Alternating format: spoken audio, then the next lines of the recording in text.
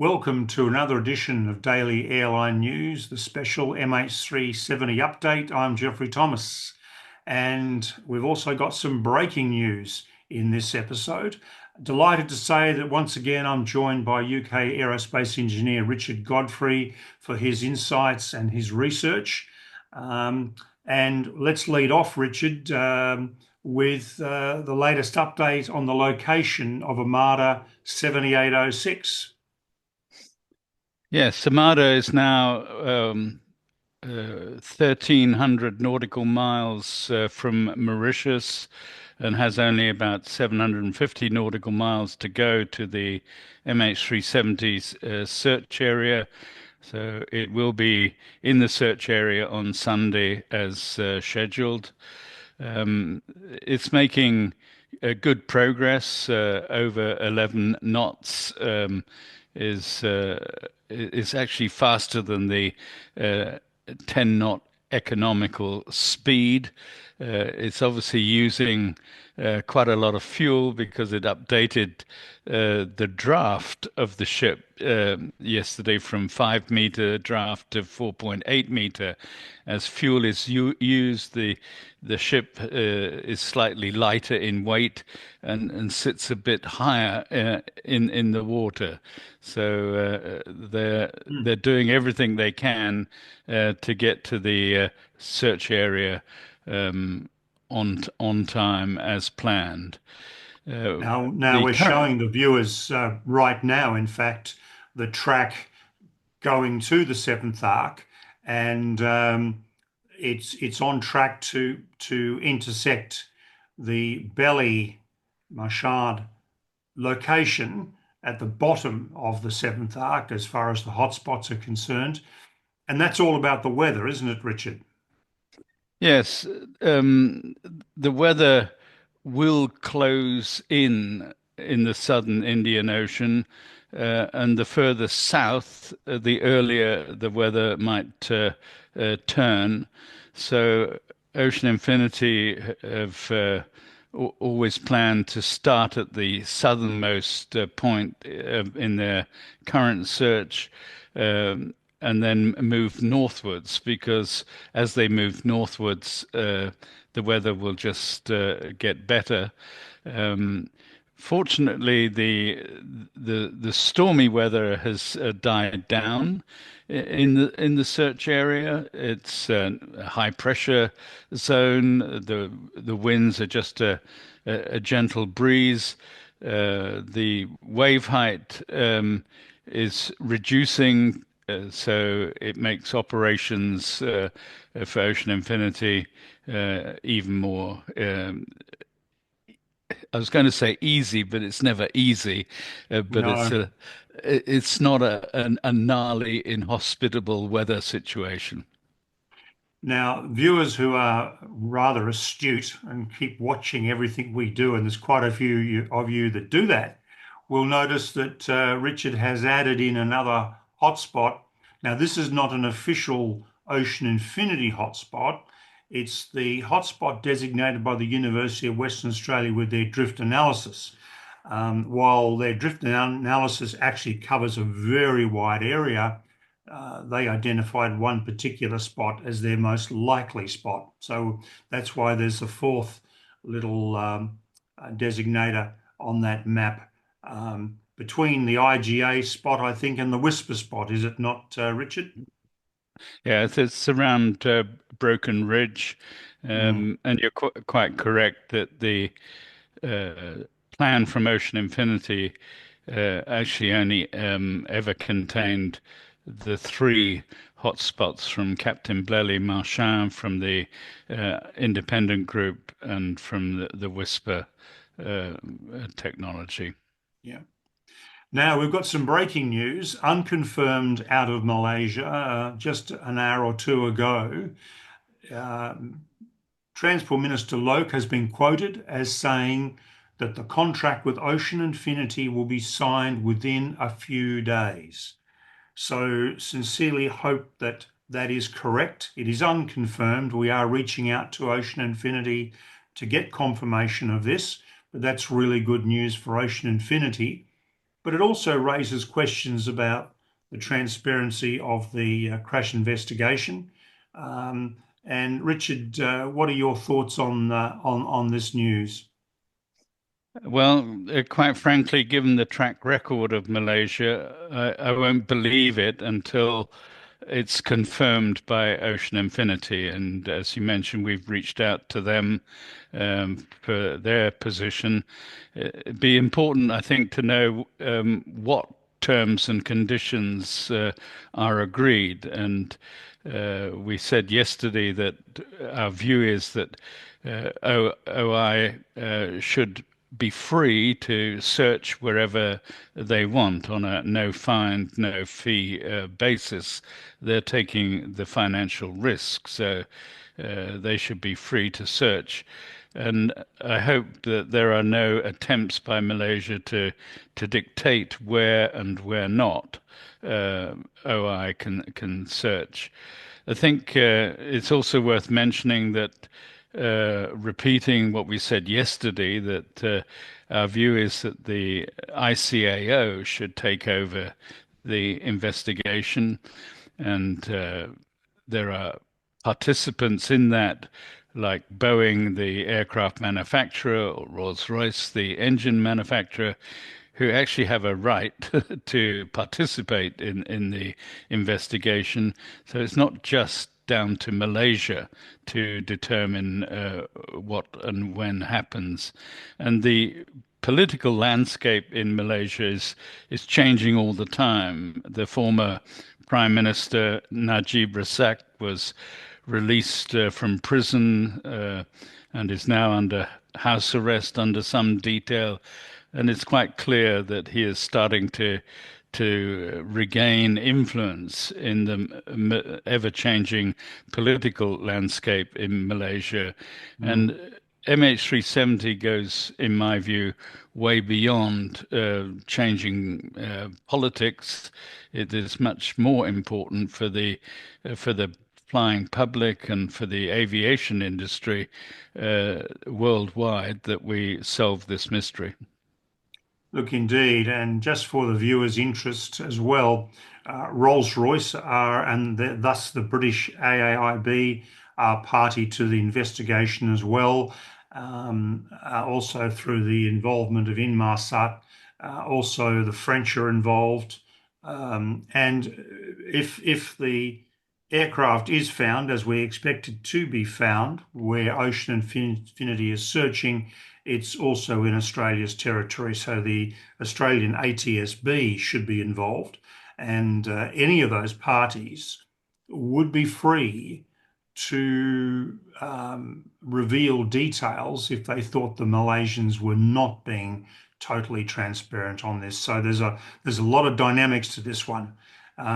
That's of course if we find it, and that's a very key thing, obviously. And to talk us through what Armada 7806 has on board, Richard's done a fair bit of research on that. And Richard, can I ask you to sort of run through what sort of equipment's going to be used, how it's going to be used, and how it's going to be controlled? Yes, Armada 7806, like the other Armada ships in the Ocean Infinity fleet, has a lean crew on board. It's only 16 people. And the reason for that is that there are a lot of other people involved in their remote control centers. Ocean Infinity have remote control centers in Southampton in the UK, in Hobart, Tasmania in Australia, in Gothenburg in Sweden. They're planning a new one in Singapore and another location yet to be disclosed in Asia. So there is a huge number of people sitting in remote control centers, and they're able to control AUV and ROV deployment remotely in the future. it is thought that even the captain and the key crew will no longer be on board, but in the remote control center Mm, steering the ships. That is still some time away. It poses new legal issues with the maritime organizations, which have to be resolved because up until now, the maritime law has always considered the captain is on board, and that won't be the case in the future. mm, no. So what about the equipment that's going to be used? Can you run us through that, Richard? Yeah, the search will use Hugin 6000 AUVs. Yeah. We know for certain that there are two on board. They might have a third one, although Ocean Infinity, in their proposal, initially stated that they will have a dual AUV configuration.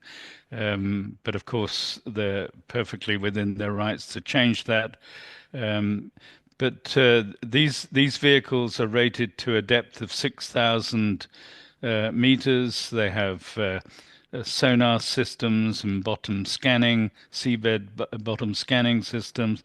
They will return to the surface where the data that they've gathered will then be downloaded into the systems and communicated to the remote control centers by satellite communication.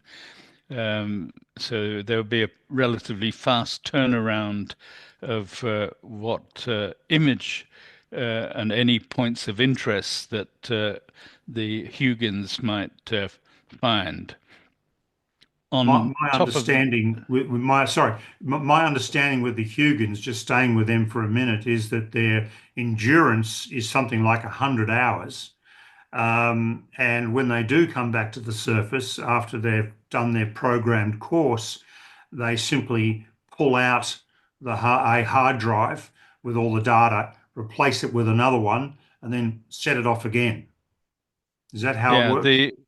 the battery life in the batteries they use in the Hugin 6000 has also been extended in recent years, and there's a lot Mm, of work has been put into extending the endurance of the duration of time a Hugin can be underwater.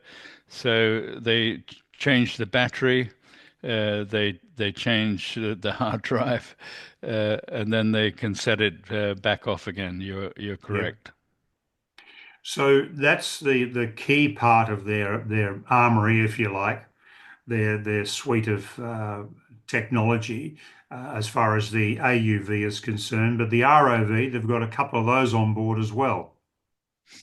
Yes, the ROV.